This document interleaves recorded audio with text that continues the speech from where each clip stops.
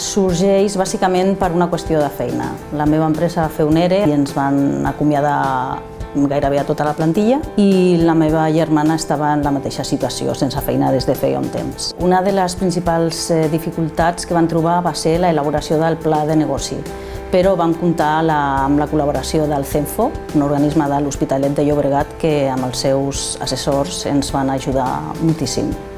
L'empresa en l'actualitat va prou bé, ha aconseguit tenir creixement cada mes i fins i tot estem per sobre del que teníem previst al pla de negoci. Ara un punt que tenim que aconseguir és fer la venda online.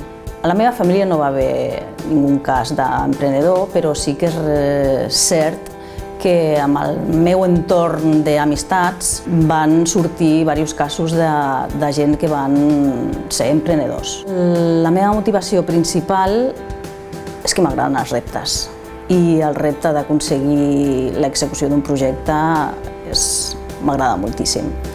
L'èxit per mi seria aconseguir que l'alimentació ecològica deixés de ser un luxe i que estigués a l'abast de qualsevol persona.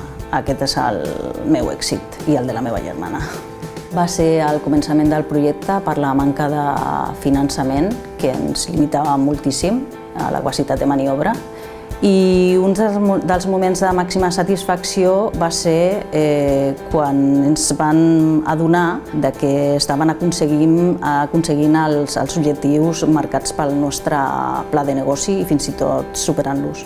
Crec que estem en un moment en què tots els negocis haurien d'estar a les xarxes socials. Nosaltres, per exemple, fem servir Facebook i Twitter per donar a conèixer les promocions i les ofertes, per compartir receptes de cuina.